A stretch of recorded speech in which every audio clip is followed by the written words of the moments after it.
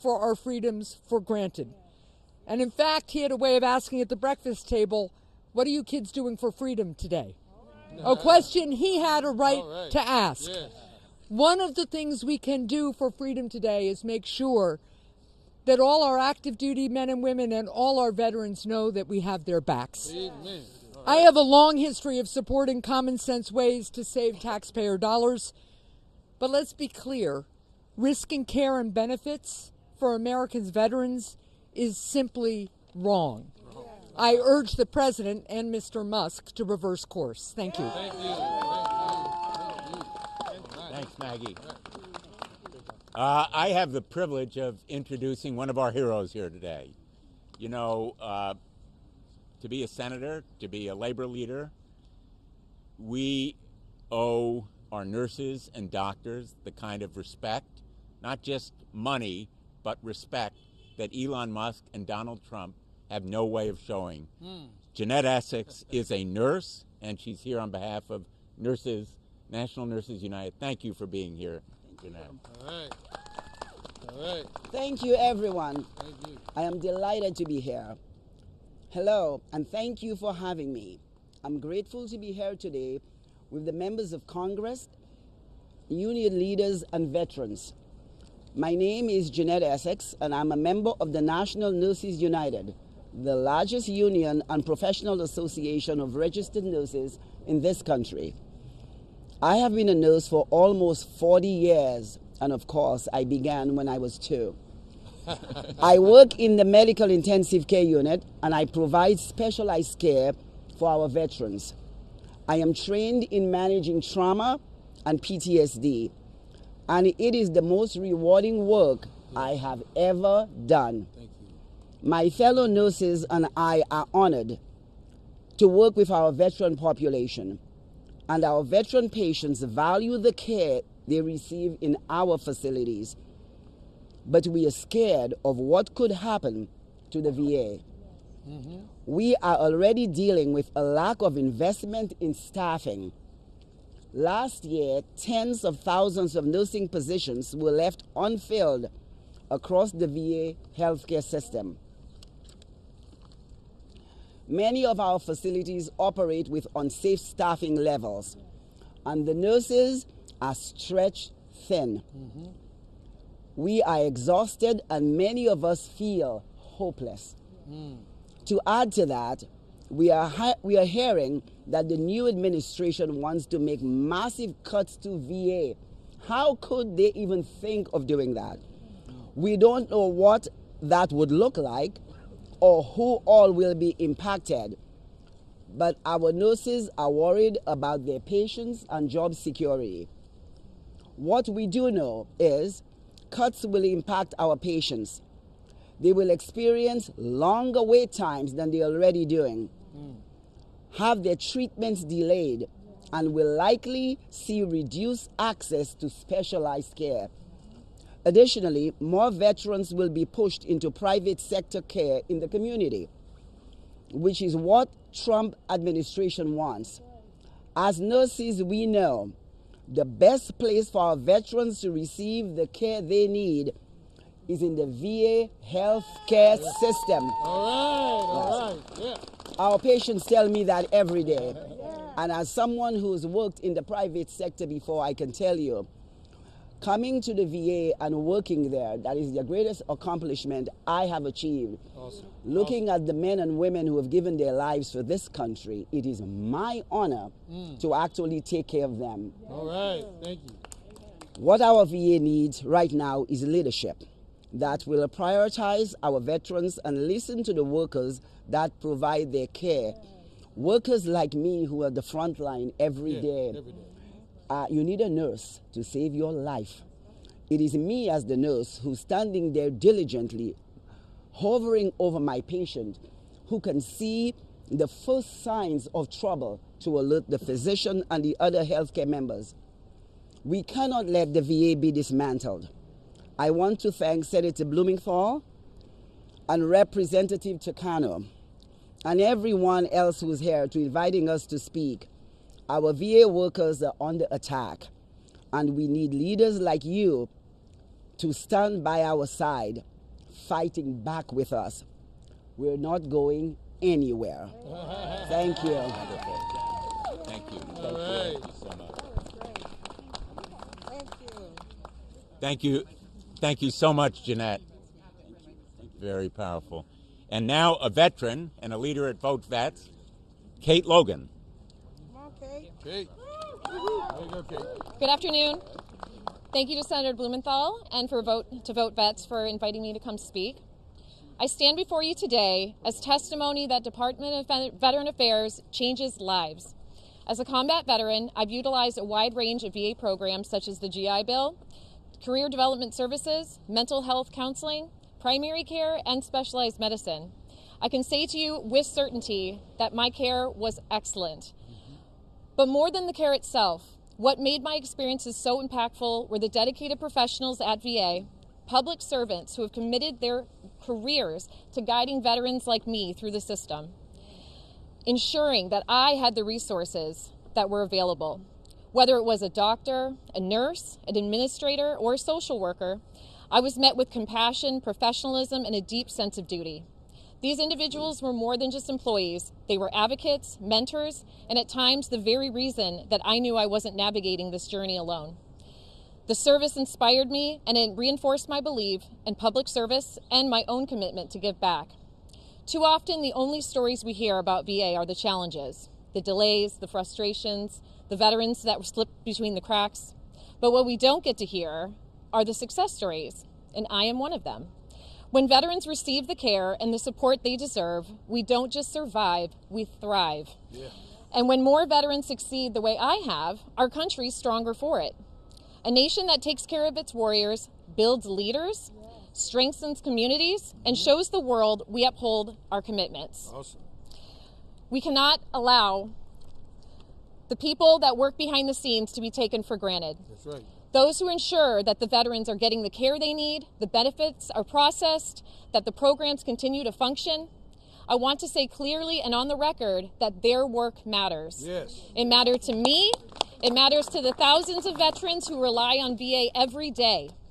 War comes with a cost. Yes.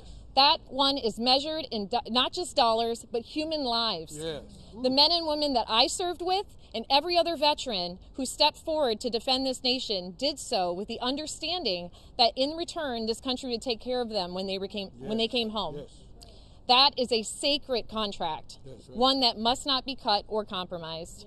Thank you. All right. Very good. Very good. Thank you. Very good, Kate. Greatly honored to introduce a colleague of mine, a wonderful champion of veterans, and he represents the state of Maryland, where a lot of our VA employees live. Nice to see you. Thank you.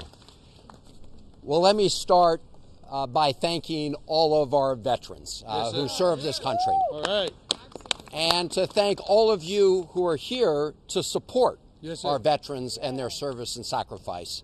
And to Senator Blumenthal and Congressman Takano, thank you for being people who listen to our veterans and act to support them and working to bring us together today. Yes.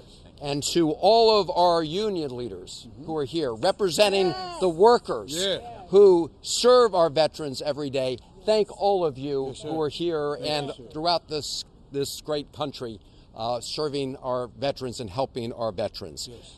All of us know that we can never fully repay the debt owed to our veterans, but we can keep our promises that we've made to our veterans who have served us so well. And I want to thank all of the staff of the VA who do that every single day. Thank you to the nurses and everybody else who does it. In my great state of Maryland, we have the VA Medical Center in Baltimore, we have Perry Point, we have vet centers and community-based outpatient clinics all over our state.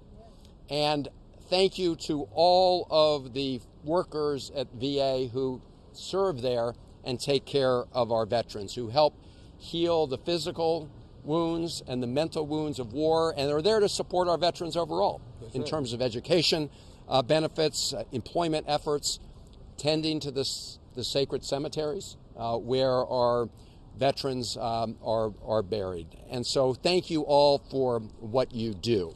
Now, right now, I think there are 9 million. 9 million veterans are being served by the Veterans Administration. So we need people who are looking out for them. And unfortunately, the person that we have in the White House right now is somebody who, I hate to say it, but it's true, does not believe in service, does not believe in sacrifice. In fact, he has said it. He said that he thought that those fallen soldiers were, to quote his Marine general, former Chief of Staff John Kelly, that President Trump has called those fallen soldiers, quote, suckers and losers. This is the person that is in the White House, and this is the person who has turned the keys to federal agencies, including the Department of Veterans Affairs, over to Elon Musk. This has nothing to do with efficiency, as my colleague said. No. This is part of the most corrupt bargain in American history. Elon Musk spent over $280 million to elect Donald Trump, and Donald Trump is now allowing him to rampage through federal agencies.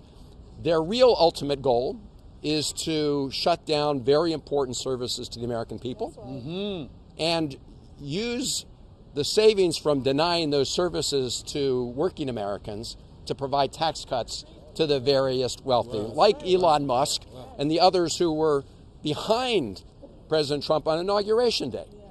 When he talked about the golden age, he was talking about delivering even more money to Elon Musk and the tech titans. So this is what it's about, because if it were about efficiency, you wouldn't start by firing the Inspector General of the VA or all the other Inspector Generals in the U.S. government, because all of us know that they're there to be our eyes and ears and to look out for waste, fraud, and abuse. So you only fire Inspector Generals when you're trying to actually open the door to more waste, fraud, and abuse. And that is what Schedule F is all about, as you know, right? They now want to put in place a plan to replace 50 to 60,000 merit-based federal civil servants with political cronies. That is also an invitation to corruption. And all of this is laid out in Project 2025. You may remember that was the blueprint that, when asked on the campaign trail about it, Donald Trump said, what is that thing? I don't know anything about it. But he just installed the key architect of that in the Office of Management and Budget, which of course is the command and control center for the budgets for all federal agencies. So when it comes to the VA, we know that you're already facing staffing shortages. We know you already don't have the people power to serve our veterans. And so when they put a freeze on top of that, that just means less care for our veterans. I mean, you work 24/7, you and your teams around the clock, but there's no way you can substitute for those huge cuts, right? And so when they put a freeze in place, that is hurting our veterans. And we also have reports that they're getting into the databases and very important personal sensitive information about our veterans. So we need to blow the whistle on all this. We need to make sure that Elon Musk can no longer continue his illegal raid on federal agencies. And we need to remind our fellow Americans that at the end of the day, what this is all about has nothing to do with efficiency. And again, everything to do with serving them, Elon Musk and those cronies, rather than serving the American people as our veterans did. So let's stand up again today for our veterans, and we call upon all of America to do it. Thank you all very much. Thank you, sir. Thank you. We are really privileged to have with us a number of members, colleagues of mine who are members of Congress, and I'm just going to call them up in this order. Dr. Maxine Dexter, Congresswoman, Congressman Morgan McGarvey, Debbie Wasserman Schultz, Raul Ruiz, and Seth Moulton, whoever among them is here. Thank you so much. I am Congresswoman Maxine Dexter, very honored to serve the people of Oregon's 3rd Congressional District, and also extremely honored to have been one of those 70% of physicians in training who trained at the VA Medical Center. I was the chief medical resident at the Denver VA for a year, and all of you who have served, taken care of, and received care in any VA know what the sign says as you walk in.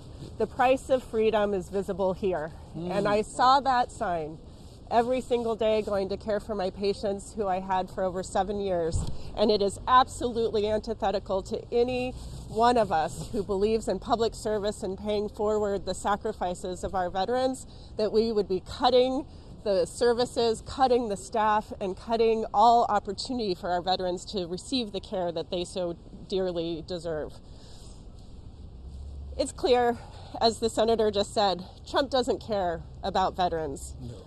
He cares about chaos, he cares about corruption, and he certainly does not care about you.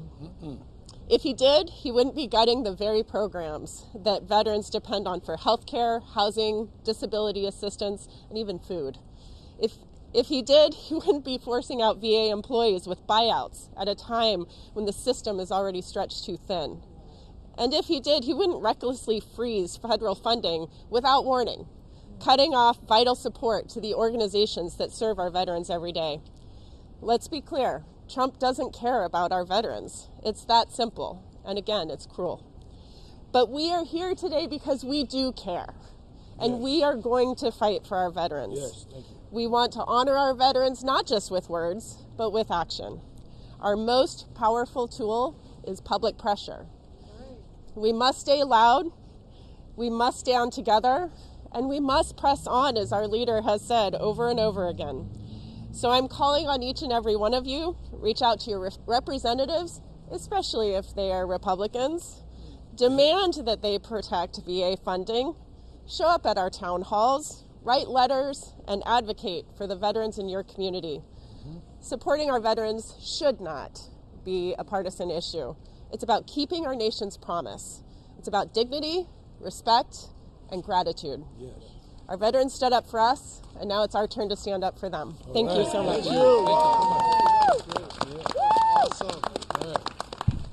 Thank you so much. Thank you, Senator Blumenthal, and to all of my colleagues here. And thank you to the brothers and sisters of the movement, in the union movement, that take care of our nation's veterans inside VA facilities all across America every single day.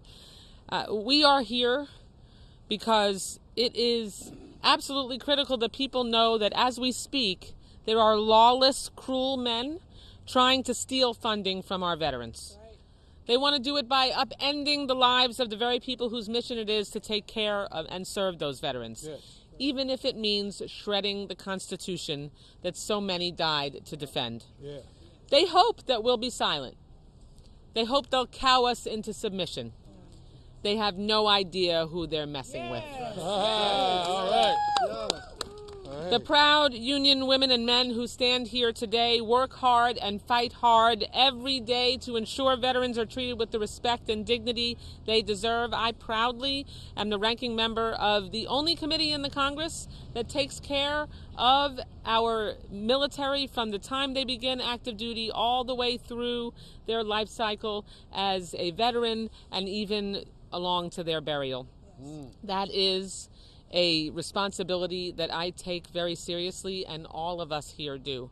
It's a sacred responsibility. I know what resources are needed to care for our veterans and the non-stop assault that the VA and their employees face. But this fight is more vicious and lawless and corrupt and mercenary than we've ever seen before, and it's more personal. Our most precious VA resource is its people. Yes, yes. And that's who they're going after. I know we consider that if they're going after you, that's like they're going after us. VA employees, thank you. VA employees who tirelessly provide mental health and basic health care and do the often thankless work, but vital work to process claims so veterans can get the benefits they earned. It's not glamorous, it's just critical. And we've got career employees, people who go to work every day despite the conditions, despite the fact that my VA hospital has elevators that slide 4 floors down at a time, decrepit hallways, a facility that was built in the 1950s in the middle of a downtown that can barely help them get on time to work because there's so much traffic. Without your muscle, your smarts, your expertise, your sweat, the VA could never accomplish its mission. It only took a few weeks to see who Trump and Republicans would go after: our people. When the White House first tried to freeze federal funding, we made clear that 44 VA programs like homeless providers, suicide prevention, legal aid, disability grants were all subject to this naked larceny. But the administration only backed off after Democrats and the unions here today fought back with our allies, and they offered a funding reprieve to the VA. But it is only a brief reprieve, we know that. The real result of all these attacks will be reduced care for our veterans and higher operating costs, part of a larger pro-inflation agenda that Republicans have wildly and inexplicably embraced. We know Trump's chaos is designed to wear us down.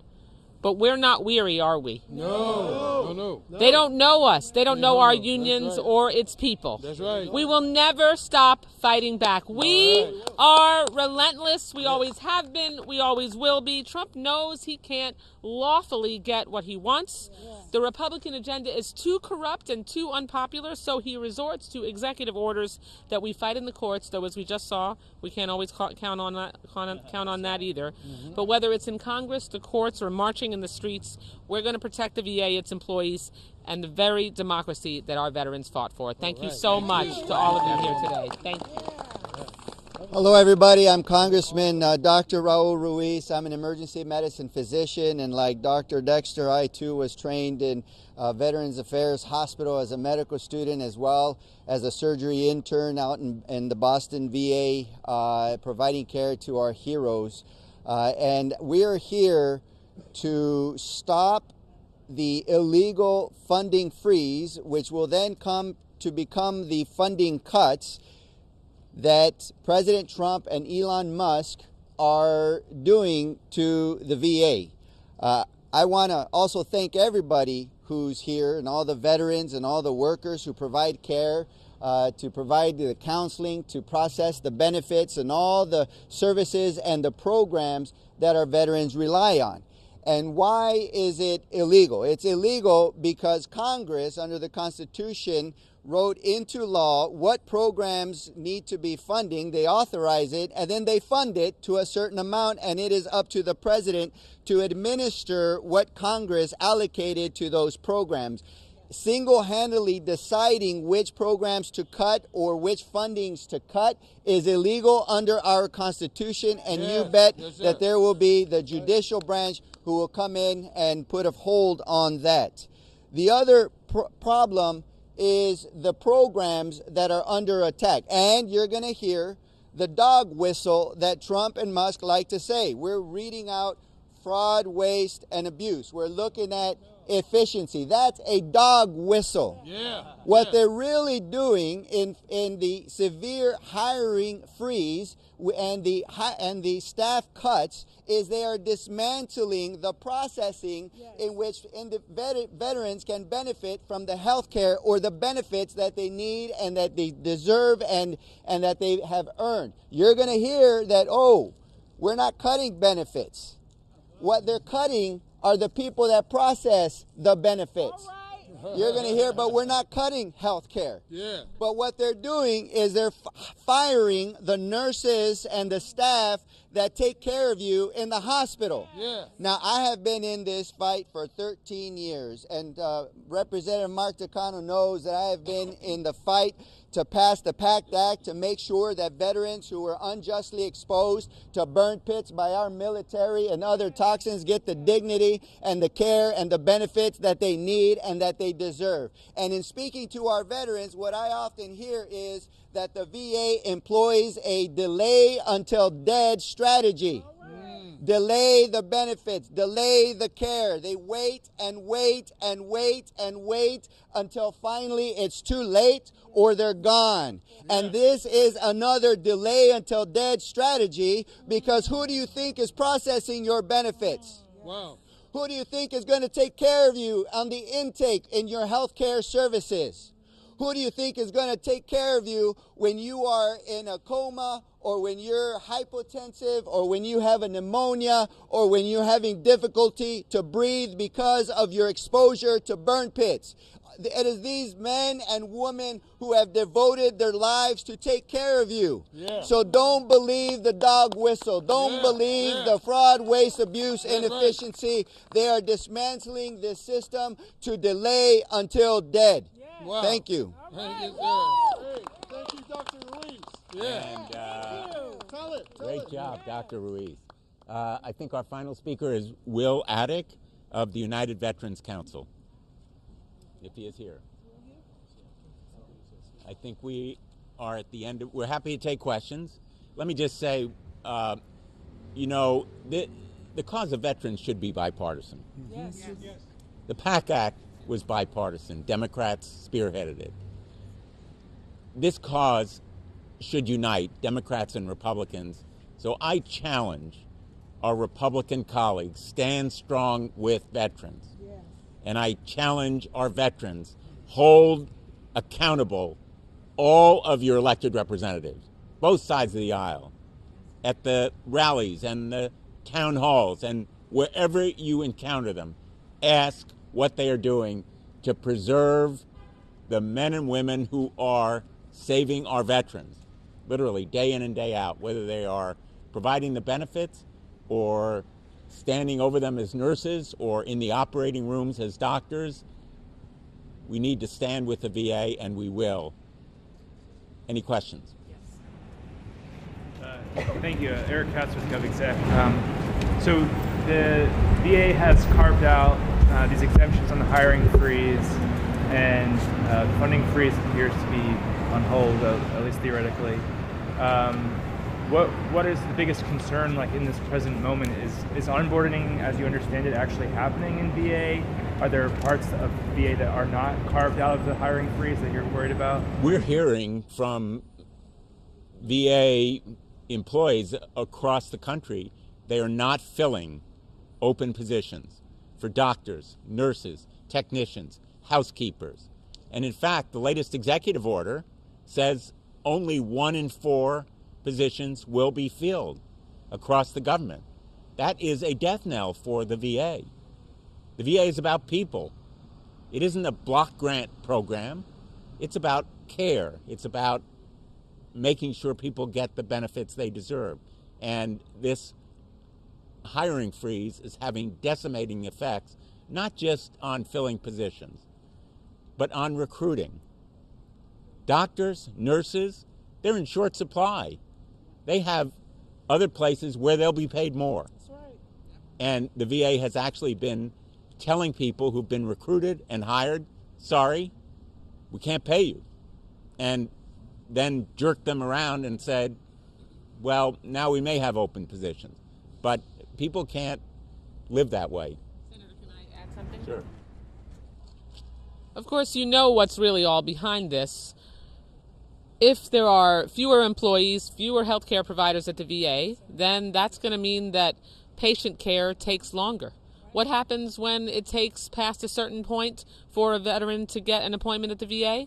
They go to community care. And we're already sending $30 billion out into the community, and we know that veterans prefer to get their care at the VA. This is part of their insidious long-term goal to privatize the VA.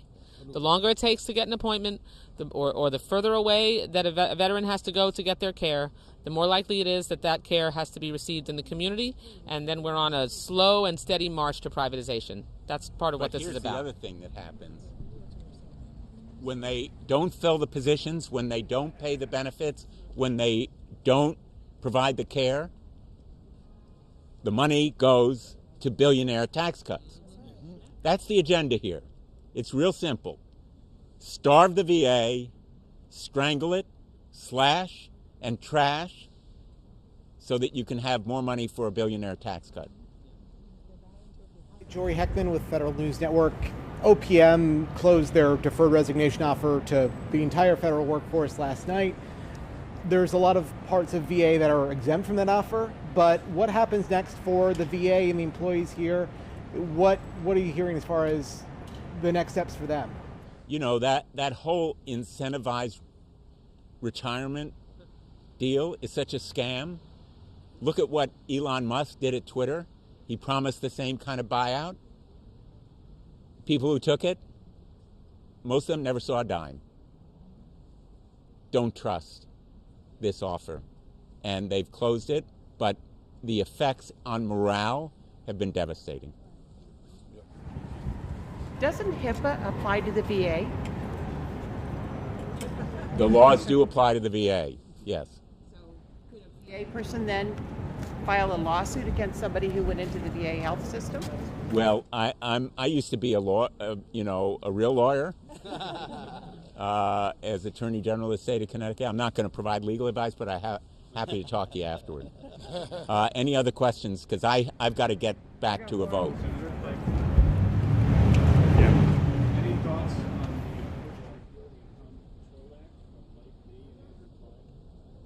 I'm sorry, on what?